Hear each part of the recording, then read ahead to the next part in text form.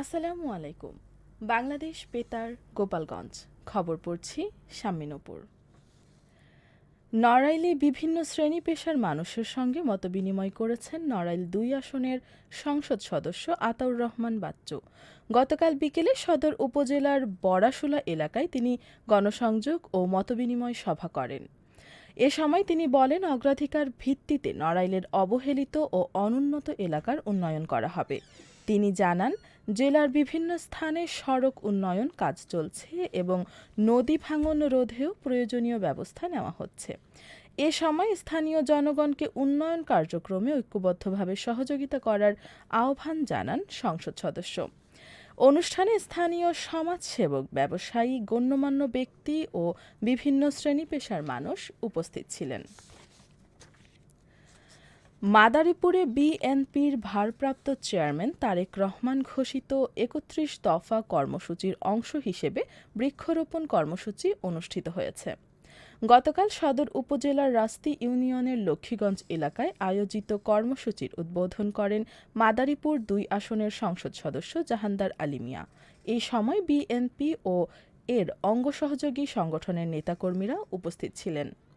অনুষ্ঠানে বক্তারা বলেন, পরিবেশ রক্ষা, জলবায়ু পরিবর্তনের বিরূপ প্রভাব মোকাবিলা এবং সবুজ বাংলাদেশ গড়ে তুলতে পরিকল্পিতভাবে বৃক্ষরোপণের কোনো বিকল্প নেই। কর্মসূচির শেষ পর্বে অতিথি ও নেতাকর্মীরা প্রায় ২৫০টি ফলজ, বনজ ও ঔষধি গাছের চারা রোপণ করেন। নড়াইলের লোহাগড়ায় মাদকবিরোধী সচেতনতামূলক সভা অনুষ্ঠিত হয়েছে। গতকাল সন্ধ্যায় পৌরসভার ৮ নম্বর ওয়ার্ড বিএনপি কার্যালয়ে স্থানীয় বিএনপি নেতাকর্মী ও যুবকদের উদ্যোগে এ সভা অনুষ্ঠিত হয়। সভায় সভাপতিত্ব করেন ৮ নম্বর ওয়ার্ড বিএনপির সাধারণ সম্পাদক হিরু মোল্লা। এ সময় লোহাগড়া পৌর যুবদলের যুগ্ম আহ্বায়ক সাইফুল ইসলাম ও শিক্ষক মুরাদ উদ্দৌলা বক্তব্য দেন। এ সময় বক্তারা বলেন, মাদকমুক্ত পরিবেশ ছাড়া সুস্থ ও সভ্য সমাজ গড়ে তোলা সম্ভব নয়।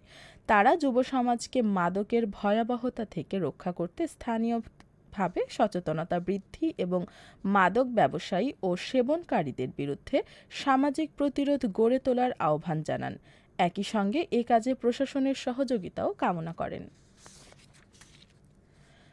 ফরিদপুরের নগরকান্দায় যাত্রীবাহী বাস ও মোটরসাইকেলের মুখোমুখি সংঘর্ষে ২ যুবক নিহত হয়েছেন।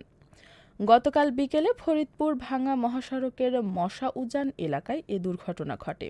পুলিশ জানায়, বরিশাল থেকে ফরিদপুরগামী সাকুরা পরিবহনের একটি বাসের সঙ্গে বিপরীত দিক থেকে আসা একটি মোটরসাইকেলের সংঘর্ষ হয়। এতে মোটরসাইকেল চালক ফাহিম মাতুব্বর ঘটনাস্থলেই নিহত হন। গুরুতর আহত আরোহী রফিকুল মাতুব্বরকে ফরিদপুর মেডিকেল কলেজ হাসপাতালে নেওয়া হলে চিকিৎসক তাকে মৃত ঘোষণা করেন। নিহত দুইজনই নগরকান্দা উপজেলার চক নওডুবি গ্রামের বাসিন্দা। দুর্ঘটনার পর ভাঙ্গা হাইওয়ে পুলিশ বাস ও মোটরসাইকেলটি জব্দ করেছে। এ ঘটনায় আইনগত ব্যবস্থা নেওয়া হয়েছে।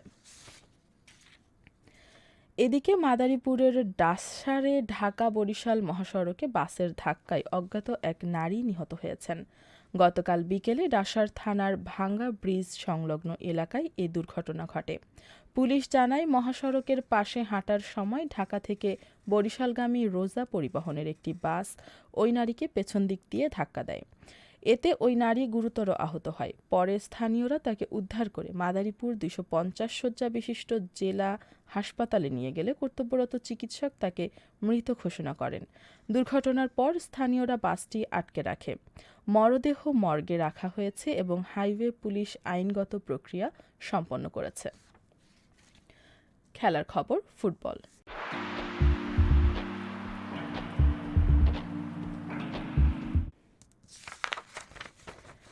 ক্রীড়াই শক্তি, ক্রীড়াই বল, মাদক ছেড়ে খেলতে চল। এই প্রতিপাদ্যকে সামনে রেখে নড়াইলে শুরু হয়েছে আকিব স্মৃতি ৮ দলীয় ফুটবল টুর্নামেন্ট। গতকাল বিকেলে লোহাগড়া উপজেলার পাচুরিয়া মধ্যপাড়া বড় মাঠে এ টুর্নামেন্টের উদ্বোধন করা হয়। উদ্বোধনী ম্যাচে পাচুরিয়া স্পোর্টিং ক্লাব ৫-১ গোলে ধলাইতলা ফুটবল একাদশকে পরাজিত করে জয়লাভ করে। সবশেষে আবহাওয়া।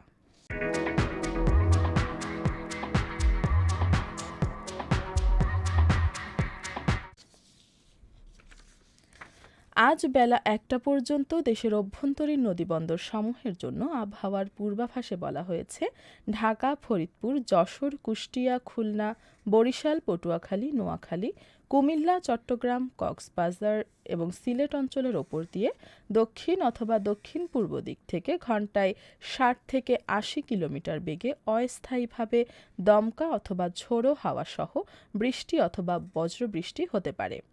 এসব এলাকার নদীবন্দর সমূহকে ২ নম্বর নৌ হুঁশিয়ারি সংকেত, আবারও বলছি ২ নম্বর নৌ হুঁশিয়ারি সংকেত দেখাতে বলা হয়েছে। এছাড়াও দেশের অন্যান্য অঞ্চলসমূহের ওপর দিয়ে পশ্চিম অথবা উত্তর পশ্চিম দিক থেকে ঘন্টায় ৪৫ থেকে ৬০ কিলোমিটার বেগে দমকা অথবা ঝোড়ো হাওয়া সহ অস্থায়ীভাবে বৃষ্টি অথবা বজ্রবৃষ্টি হতে পারে। এসব এলাকার নদীবন্দর সমূহকে ১ নম্বর সতর্ক সংকেত দেখাতে বলা হয়েছে। খবর শেষ হলেও আমাদের পরবর্তী খবর প্রচারিত হবে সকাল ১০টা ৩০ মিনিটে বাংলায়।